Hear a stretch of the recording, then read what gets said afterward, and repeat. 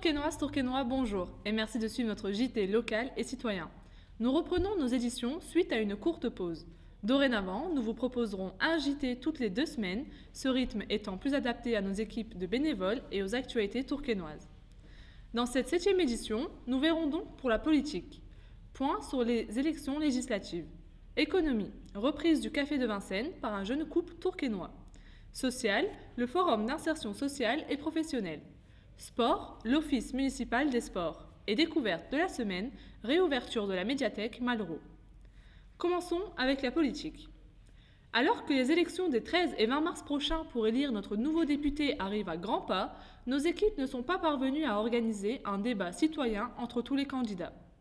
Roubaix Web avait lancé le concept aux élections départementales de 2014. Ce fut une grande réussite. L'idée est innovante pour de telles élections et légitime puisque venant de citoyens apartisans et bien intentionnés.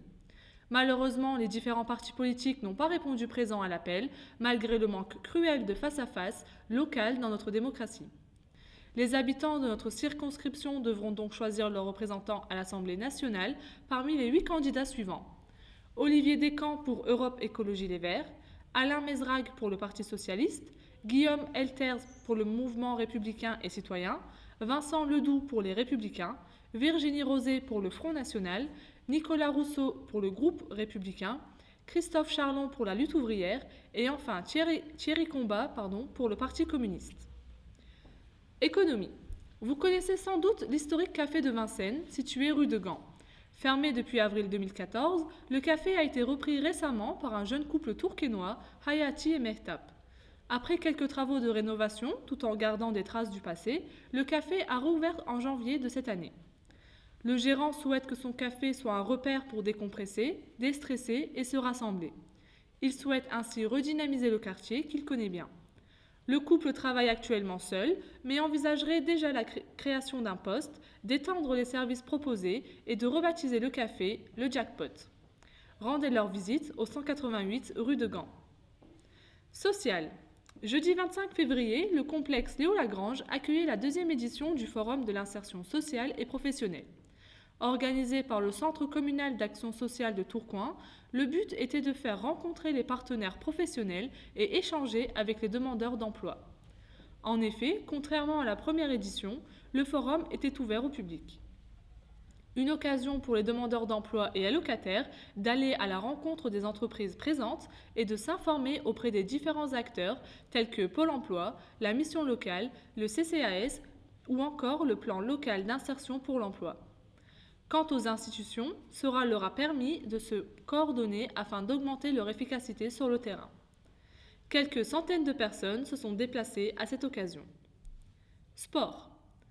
Pas moins de 63 associations sportives, 32 disciplines, 9450 licenciés sont gérés par l'Office municipal des sports. Créé en décembre 1977, l'Office est l'interlocuteur municipal privilégié des associations sportives. Son rôle est de soumettre des propositions et d'émettre des avis sur différents sujets, notamment sur la répartition des subventions municipales, les aides financières spécifiques, les projets d'équipement et l'organisation ou le soutien des manifestations sportives.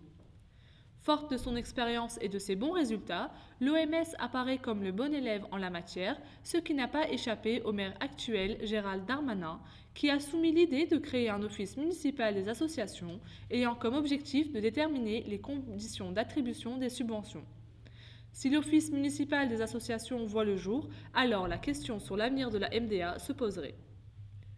Terminons avec le sujet découverte.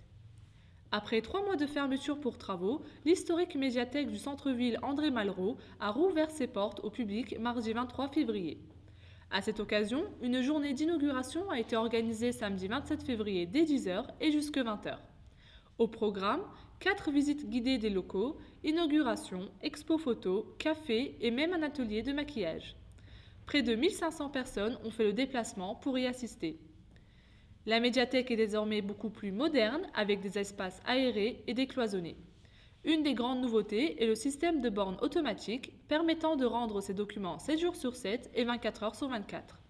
La médiathèque s'est aussi équipée de matériel permettant aux déficients visuels de consulter les ouvrages grâce à l'UNADEV. Les horaires d'ouverture ont également été modifiés. Rendez-vous sur le site de la mairie pour en savoir plus.